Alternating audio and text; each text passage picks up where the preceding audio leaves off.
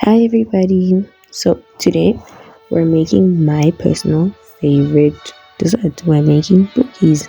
First we start with a brownie batter. I personally start with a brownie batter because it takes a lot of time to make it compared to the cookie batter because cookie batter it's simple, and straightforward. Brownie batter there's a lot of things that have to go in that you have to put into play, like how you have to mix the eggs and sugar for about 5 minutes, depending on how much you put in there. So I put 2 eggs and I think a cup of sugar, and that has to be 5 minutes, and it's mandatory for you to do that. Otherwise, your brownies will not come out gooey and nice. They will not come out gooey. They will come out feeling like cake. Not even cake, probably like bread. It's not nice at all. So highly recommend doing that. Then you have to melt the batter, but the butter also has to cool because you can't put the butter into the eggs while it's hot because it will cook the eggs. So that has to cool. Then after all of that, you have to put in the dry ingredients, but the dry ingredients cannot be mixed in a mixer or no, not or, and they have to be folded, and you can't fold for a long time because that'll just like make it rubbery instead of the gooey soft texture that we want. So a lot goes into making brownies. It's a lot.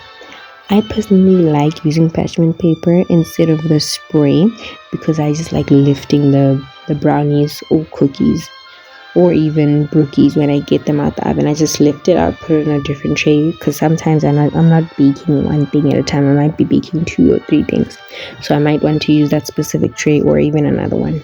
That's why I just take them out, put them on a cooling rack, and then just leave them there. Then get the new things instead of using a spray. And some sprays don't fully work, so that's another issue that I personally have. Now I am finally actually getting ready to start putting in the dry ingredients. So I took everything out that I use.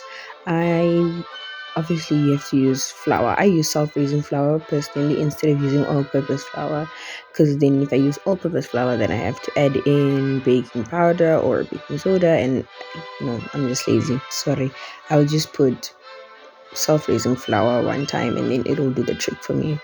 After obviously so self-raising flour, cocoa powder, I also add coffee, but I add like a teaspoon of coffee into the batter because it enhances the chocolate flavor. It makes it taste really good, as well as salt. Those are both optional. Honestly, you don't have to do that because you really don't have to add in the coffee and salt because they're not mandatory. They only enhance the flavor. Finally, I am folding the dry ingredients into the wet ingredients, and as you can see, it was just for a short time. You don't fold until the sun rises again. No, you just fold a little bit to ensure that it doesn't become rubbery. Then I'm scooping bits of it into the pan so that I have enough spaces as well to add in the cookie batter. But then I later on decided, why not just make it layered? So I layered the brownie batter at the bottom. Then I was going to layer the cookie batter at the top because I didn't want the cookie batter to be like really noticeable as much as a normal brookie, where you can tell clearly this is a cookie, this is the brownie, and they are not layered per se. So I decided, why not layer them and then have like a thin layer of the cookie dough, because that's pretty cool. So I decided on doing that. Put some of the brownie half of the brownie batter aside for after I'm done making the cookie dough, so I can just layer it on. Then now for the cookie dough, which takes the shortest amount of time.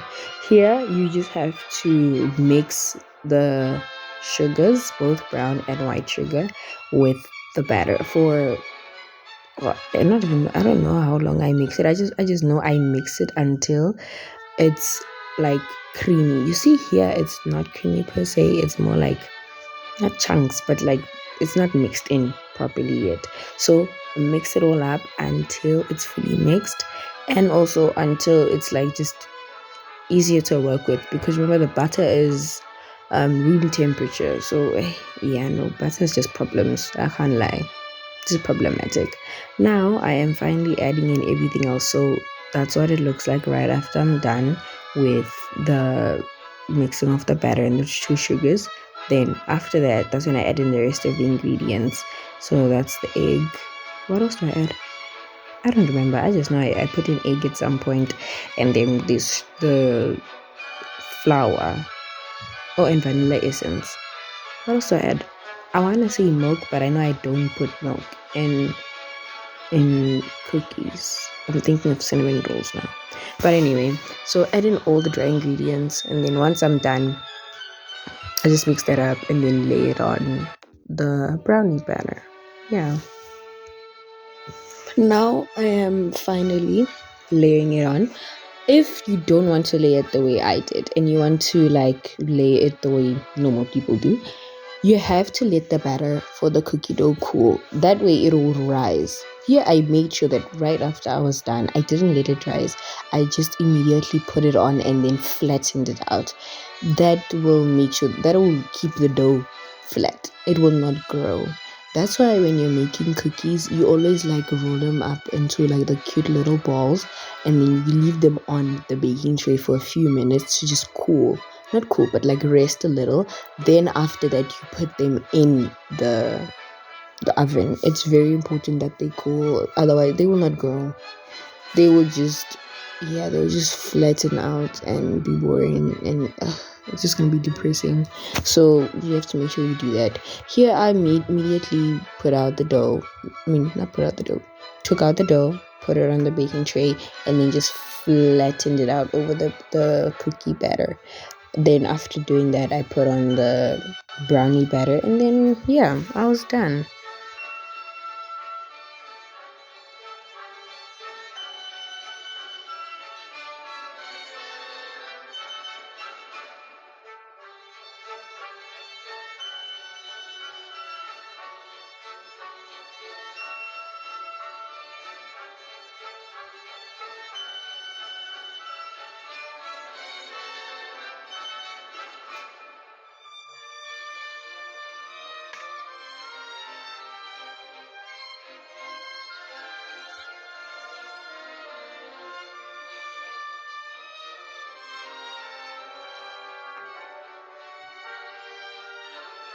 This is the brownie batter.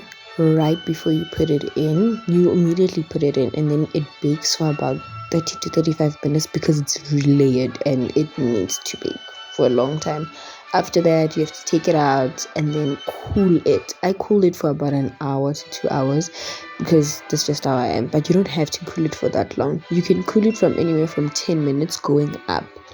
Then that was after it had completely cooled. I was taking it out and cutting it up into squares. You can decide how big you want them. I personally like cutting them into larger squares. Then I cut them into smaller squares depending on how small I want them and how many I want to eat as like a midnight snack or whatever. But yeah, that was basically how you make my favorite dessert. I eat it with ice cream. Yeah, that's how I personally eat it, because it's just to die for. It's really good. It's really good. Anyway, this is the end of the video, I guess. I will see you guys next time.